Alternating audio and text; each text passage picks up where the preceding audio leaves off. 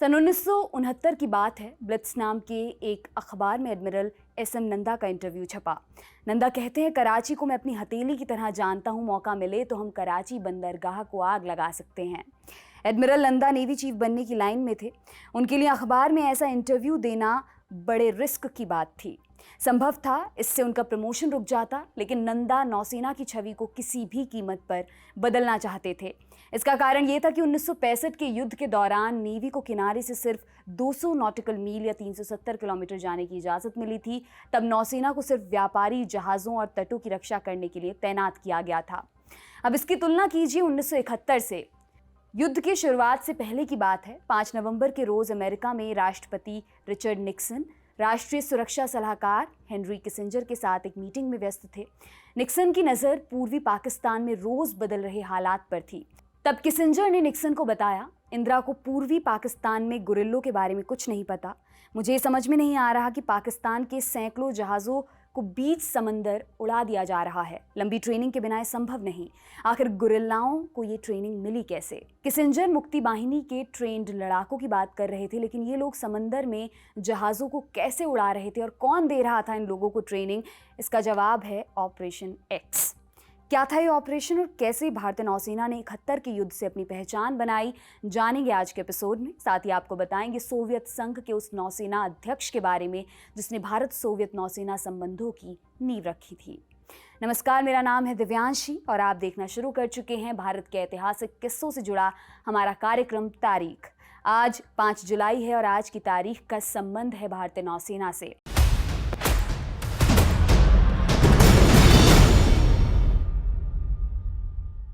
1965 युद्ध के बाद रक्षा मंत्रालय को एहसास हुआ कि भारतीय नौसेना को मजबूत करने की ज़रूरत है। दिसंबर महीने में युवा नौसैनिकों का एक जत्था भारत से लंदन की ओर उड़ान भरता है। इनका गंतव्य था पोर्ट्समथ, जहां HMS डॉल्फिन नाम के एक संस्थान में इन लोगों ने ट्रेनिंग लेनी थी। 1 साल तक ब्रिटेन की रॉयल नेवी पनडुब्बियों को चलाने की ट्रेनिंग लेने के बाद ये लोग भारत लौटे और आते ही इन्हें बताया गया कि अगला पड़ाव है व्लादिवोस्तोक, USSR। भारत को जरूरत थी आधुनिक पनडुब्बियों की, लेकिन ब्रिटेन भारत को पनडुब्बियां बेचने के लिए तैयार नहीं था। हालांकि तैयार था, लेकिन आधुनिक पनडुब्बी बेचने के लिए नहीं, बल्कि 20 साल पुरानी सेकेंड हैंड पनडुब्बियां देने के लिए। जब USSR जाने की बात उठी तो भारतीय नौसेना के एडमिरल और अफसर परेशान हुए। इन सबकी ट्रेनिंग इंग्लैंड में हुई थी, लेकिन defence minister Yashwant Rao Chavan Britain के लहजे से इतने नाराज थे कि एक बड़ा डेलीगेशन लेकर सीधे मॉस्को पहुंच गए। मॉस्को में भारतीय डेलीगेशन का खुले दिल से न सिर्फ स्वागत हुआ, बल्कि मॉस्को यहाँ तक कह रहा था कि वो भारत को हर मदद देने को तैयार है। USSR में भारतीय डेलीगेशन ने एक समझौते पर हस्ताक्षर किए और इस तरह भारत ने सोवियत संघ से 5 पनडुब्बियों सहित फ्रिगेट, लैंडिंग शिप्स और मिसाइल बोट्स खरीदी।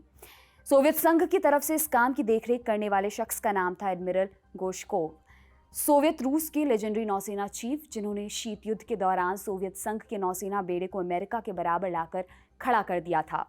सोवियत भारत नौसेना समझौते के तहत अगले 3 साल में जहाज़ों और पनडुब्बियों की डिलीवरी होनी थी, लेकिन फिर 1967 में अरब देशों और इजराइल के बीच जंग छिड़ गई और मिस्र ने सुएज नहर का रास्ता बंद कर दिया। इसके बाद सोवियत रूस से जहाज़ी बेड़े को अफ्रीकी महासागर से घूमकर भारत पहुंचाया गया। आज ही की तारीख थी, यानी 5 जुलाई, जब सोवियत रूस से पहली पनडुब्बी INS कलवरी विशाखापट्टनम पहुंची। इसके बाद साल 1969 में सोवियत नौसेना चीफ गोर्शकोव ने भारत का दौरा किया।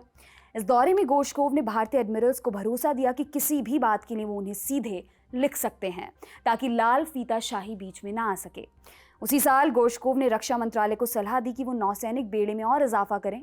इनके पहुंचने में 3 साल और लगते, लेकिन गोर्शकोव ने खुद सुनिश्चित किया कि अगले साल तक भारत का नौसैनिक बेड़ा और मजबूत हो जाए। जल्द ही गोर्शकोव की मदद भारत के काम आने वाली थी। 1971 युद्ध की शुरुआत से 20 महीने पहले भारत ने सोवियत संघ से कई छोटी नावें आयात की। बड़ी नावों से पाकिस्तान और अमेरिका के कान खड़े होने का डर था, जबकि छोटी नावों पर न एडमिरल तैनात हो सकते थे, न कोई बड़ा हथियार। इसलिए छोटी नावों की खरीदारी पर किसी ने ध्यान नहीं दिया। जैसे 1971 युद्ध नज़दीक आया, SM नंदा जो अब नौसेना चीफ बन चुके थे, इस बात से चकित थे कि युद्ध की तैयारियों में नौसेना का रोल बड़ा ही सीमित रखा गया था। इसके पीछे कारण दिया गया कि नौसेना के बेड़े को भारतीय तट की रक्षा के लिए तैयार रहना था, जबकि हमले का काम आर्मी और एयरफोर्स के जिम्मे था। ऐसे में नंदा ने एक नए ऑपरेशन का प्रारूप तैयार किया और प्रधानमंत्री इंदिरा के आगे पेश किया। प्रधानमंत्री इंदिरा गांधी ने तुरंत मंजूरी भी दे दी। द वीक मैगजीन के दिल्ली ब्यूरो चीफ आर प्रसन्नन लिखते हैं कि नेवी चीफ नंदा ने 71 में उनसे एक बात कही थी। नंदा ने कहा, बॉम्बे तट पर रहने का क्या तुक है। नंदा का तर्क था कि पाकिस्तानी नेवी कराची की रक्षा में लगी होगी और अगर दुश्मन अपनी रक्षा में लगा है तो हम बॉम्बे के लिए क्यों परेशान हों। नंदा की ये बात प्रधानमंत्री इंदिरा गांधी को जची। युद्ध की शुरुआत से पहले ही नंदा ने नौसेना के बेड़े को मुंबई तट से हटा लिया था। 4 तारीख को जब पाकिस्तान की पनडुब्बियां पहुंची तो उनके हाथ कुछ नहीं लगा। ठीक इसी समय भारत की नावें सौराष्ट्र तट के पास से गुजर रही थीं। 4 दिसंबर की रात 3 नावें कराची बंदरगाह तक पहुंची। इनकी सुरक्षा के लिए सिर्फ फ्रिगेट नाव साथ चल रही थीं। सिर्फ 3 नावों के सहारे नेवी ने पूरे कराची पोर्ट को बर्बाद कर डाला। पाकिस्तान के जंगी जहाज PNS खैबर सहित कई सारी शिप्स को डुबो दिया गया। इसके अलावा पोर्ट पर मौजूद हथियारों से भरे डिपो और ऑयल टैंकर्स को भी नष्ट कर दिया गया। जब तक ऑपरेशन खत्म हुआ, पूरा कराची पोर्ट तबाह हो चुका था। वापसी कार्रवाई के लिए पाकिस्तानी एयरफोर्स ने भारतीय नावों का पीछा किया, लेकिन इस चक्कर में वो अपना ही एक जहाज नष्ट कर बैठे। रशियन नेवल चीफ गोशकोव तक इस ऑपरेशन की सैटेलाइट तस्वीरें पहुंच रही थीं। उन्होंने कराची में भारतीय नौसेना के ऑपरेशन को देखा तो खुशी से उछल पड़े। नंदा के प्लान का एक और महत्वपूर्ण भाग था ऑपरेशन एक्स, जो आधिकारिक युद्ध का हिस्सा भी नहीं था। ऑपरेशन एक्स की शुरुआत अप्रैल महीने से ही हो चुकी थी। क्या था ये ऑपरेशन? इंडिया टुडे में एग्जीक्यूटिव एडिटर संदीप उन्नीथन और महावीर चक्र से सम्मानित कैप्टन मोहन नारायण सामंत ने इसी ऑपरेशन के ऊपर एक किताब लिखी है, जिसमें उन्होंने ऑपरेशन एक्स का पूरा ब्यौरा दिया है। ऑपरेशन एक्स की ज़रूरत क्यों पड़ी, पहले ये समझिए। अप्रैल 1971 में जैसे ही पूर्वी पाकिस्तान में विद्रोह तेज हुआ, पश्चिमी पाकिस्तान से तेजी से मिलिट्री सप्लाई और सामान पूर्वी पाकिस्तान तक भेजा जाने लगा। इसके लिए एक ही रास्ता था, समंदर से होकर।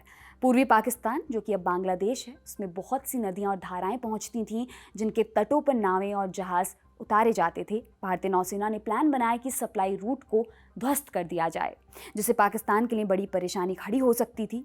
अब ध्यान दीजिए, युद्ध की घोषणा तक इस काम के लिए सीधे नौसेना का उपयोग नहीं किया जा सकता था, इसलिए एक अंडर वाटर गुरिल्ला फोर्स को तैयार किया गया।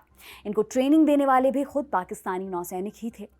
कहानी कुछ यूं कि अगस्त 1970 में पाकिस्तानी नौसेना में एक पनडुब्बी शामिल हुई, PMS मैंग्रोव। 71 में इस पनडुब्बी के क्रू को ट्रेनिंग के लिए फ्रांस भेजा गया। इस क्रू में 13 नौसैनिक पूर्वी पाकिस्तान के थे। जैसे ही पूर्वी पाकिस्तान में हालात बिगड़े, इन 13 लोगों ने अंदर ही अंदर एक साजिश की रूपरेखा बनाई। ये लोग सबमरीन को कब्जे में लेकर पाकिस्तान ले जाने वाले थे।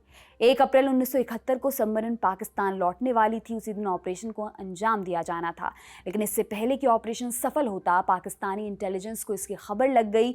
इन 13 लोगों की पाकिस्तानी टुकड़ी से भिड़ंत हुई और इस दौरान एक नौसैनिक की मौत हो गई। बचे हुए 12 लोग भागकर जिनेवा के भारतीय दूतावास में शरण लेने पहुंच गए। इन्हीं लोगों की मदद से पूर्वी पाकिस्तान में गुरिल्ला तैराकों को प्रशिक्षित किया गया। ये लोग तैराकी गियर पहनकर पानी में उतरते, सीने में एक माइन बंधी होती जिसे मैग्नेट के जरिए नावों की सतह पर चिपकाया जाता और कुछ ही देर में माइन के ब्लास्ट से नाव बर्बाद हो जाती। इसके लिए 1 घंटे तक पानी में रहना होता था, और वो भी दुश्मन की आंखों से छिपकर। उन्नीथन बताते हैं कि 3 किलो की माइन में एक प्लग लगा होता था, जो 30 मिनट से ज़्यादा समय तक पानी में रहने पर घुलने लगता था, और इतना समय नाव तक जाकर वापस लौटने के लिए नाकाफ़ी था। ऐसे में एक रात किसी ने आइडिया दिया कि क्यों ना प्लग के ऊपर कॉन्डम लगा दें ताकि पानी से बच सकें। उस दिन तो सब हंसने लगे, लेकिन फिर कुछ दिन बाद यही तरीका अपनाया भी गया और तरीका काम भी कर गया। उन्नीथन लिखते हैं कि इस काम के लिए कुल 437 गुरिल्लाओं को प्रशिक्षित किया गया। इन गुरिल्ला तैराकों ने जहाज़ों और नाव से ले जाया जा रहा पाकिस्तान का लगभग 1 लाख टन सामान नष्ट कर दिया। इस ऑपरेशन ने पूर्वी पाकिस्तान में नौसेना इंफ्रास्ट्रक्चर की रीढ़ तोड़ कर रख दी। बाद में जब भारतीय नौसेना पूर्वी फ्रंट पे एक्टिव हुई तो ऑपरेशन एक्स ने उनकी सफलता की नींव पहले ही रख दी थी। बाद में इस फ्रंट पर जब अमेरिका ने अपना जंगी बेड़ा भेजा तो सोवियत संघ एक बार और भारत की मदद के लिए आगे आया। ऑपरेशन एक्स के बारे में अगर आप और जानना चाहते हैं तो संदीप उन्नीथन और कैप्टन सामंत की लिखी किताब का रुख कर सकते हैं। पूरा नाम है operation x, the untold story of India's covert naval war in east Pakistan 1971। आज के लिए बस इतना ही। कल फिर आपसे मुलाकात होगी, तब तक के लिए अपना खूब ख्याल रखें। शुक्रिया।